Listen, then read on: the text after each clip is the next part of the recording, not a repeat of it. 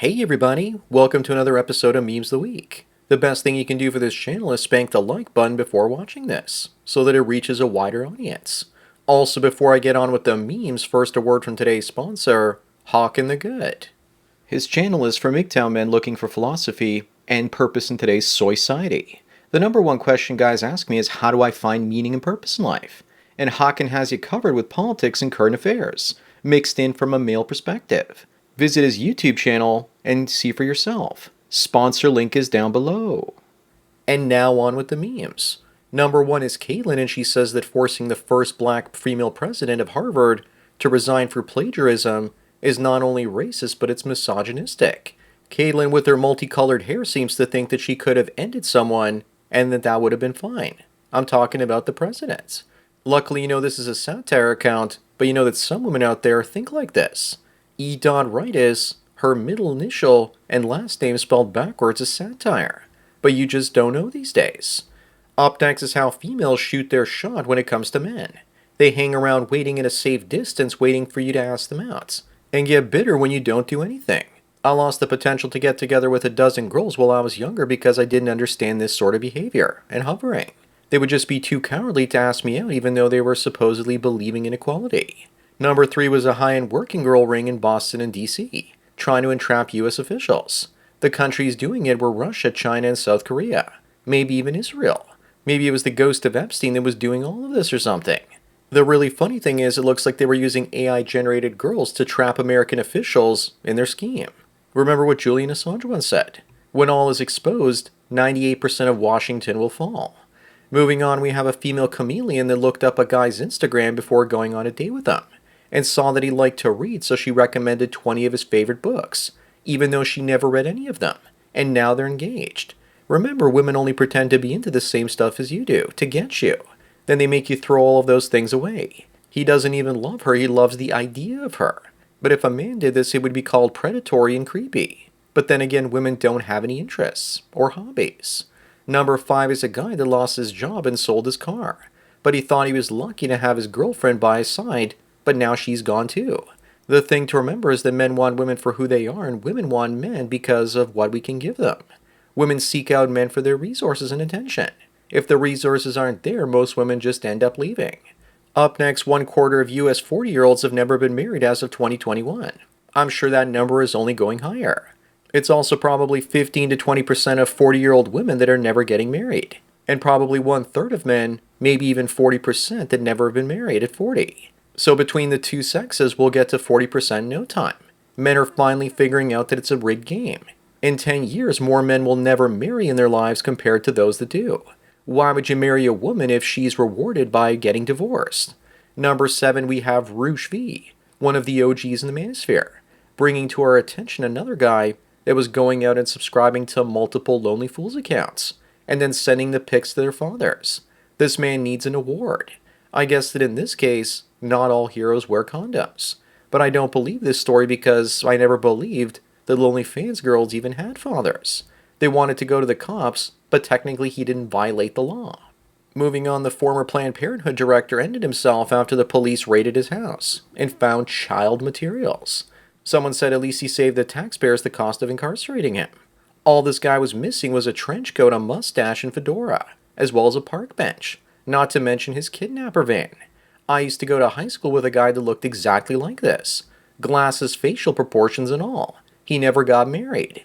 It really makes you wonder why. Number 9, apparently there's no female equivalent of a Manchild, because the ladies act childish their entire lives. Arthur Schopenhauer strongly agrees. He was one of the first ones to define their behavior as childlike, and he was also so upset by it that he never got married and spent the remainder of his life living with his dog. Up next, we have a sad excuse for a simp. He had a woman's name tattooed on his wrist for a lifelong subscription to her Lonely Fools page. This is next level simping. I'd like to see him explain to his future girlfriends who the woman's name on his wrist is. But I don't think he's going to get a girlfriend, maybe a boyfriend, because this man looks gay. Either that or he's what they used to call metrosexual, raised by a single mother that made him look effeminate because what she really wanted was a daughter. Number 11, we have a strong, empowered woman, saying that women are not commodities, that they're daughters, sisters, and people. Then only one line later, she's hustling on Lonely Fools, asking for subscription money. This is the sort of cognitive dissonance that many women have these days. They say things like this to men in general to keep most of us away, while feasting down on Chad's man pate. Moving on, we have a woman getting everything she's ever wanted in a man, and she just ends up liking him as a friend. Never listen to what a woman tells you that she wants in a man. Instead, watch which men she chooses. This is what happens when she finds out you're a nice guy with no felonies. Her cat goes from wet to dry. All this because he apparently spoke about his feelings. Women want us to talk about how we feel so they can use it against us in the future. But they don't want us to use them as emotional tampons. That's our job. Number 13 is a hypocritical woman talking to a white woman with braids, saying that her culture is not your hairstyle. Meanwhile, her hair is blonder than the white woman's. One woman is appropriating the other's hairstyle, while the second one is appropriating the other's hair color. Up next, meet the new director of the next Star Wars movie, and she says her goal is to make men uncomfortable. Remember, I can stay disinterested longer than Disney can stay solvent. But it doesn't matter, because women like her will fail their way up in Hollywood. The stockholders are shorting Disney shares, and it's easier to demolish a company and profit on the way down than it is to build it up and profit on the way up. She should hire Gorlock the Destroyer as Jabba the Hutt. It's a role she was born to play. Number 15, we have a woman asking why she's such a big SLUT. She has a body count of 143. She met up with a man from Tinder and he said that she was used up and he could tell. Probably from the 100 schlong eyes, of course. Now she's upset because if she knew this would happen at 25, she would have gotten married to a nice guy instead of a Chad. Yeah, I don't really believe this story either. It's fake, but for many women out there, it's true. Moving on, we have a woman that faked a grape accusing a soldier, and now she's lost an appeal against her sentence after she was found out, and is going away for 5 years. Excellent. It looks like the Bulldykes are really going to like her in the big old hen house, but only 5 years. That doesn't really sound like much time, and it should be the equivalent of what the man would have received. That would be more about equality now, wouldn't it? Number 17 is yet another level of simping. Snow White and the 1700 Simps, watching Amaranth sleep. She's making money while she's literally sleeping. Seeing stuff like this makes me want to see this broken society collapse. Who wouldn't actually love a job where he could literally sleep on the job because the job is to sleep? Have we reached peak simp yet? Up next, we have a woman complaining about how the guy stopped talking to her the moment she brings out a photo of her niece with her. Niece. Right. In my best Dr. Evil voice. This one is at least trying to make it look as though she's not a single mama. I'll give her props for that. Plus, look at all the filters she's using in the photo on the left. That's not even what she looks like in real life. She's trying to look like she's forever 21. Number 19, meet the 3 Middle Eastern men that say women YouTubers can't go to heaven now, because men have choked the chicken to their image. Some smartass says that he's just rubbing one out looking at the 3 of them, and now none of them can go to heaven either. By that logic, everyone should be wearing a burqa, both men and women. The reason the burqas are black is to make it uncomfortable for women to leave the house during the daytime, when the sun is out, and it's hot. Moving on, never waste your feelings on someone who doesn't value them. That goes for both men and women. Women always seem to get infatuated by the Chads, wealth, and high-status males, and give them endless attention for years in some cases, waiting for them to come around. Number 21, this influencer is being investigated over claims that she started a force fighter to shoot a glamorous TikTok dance video.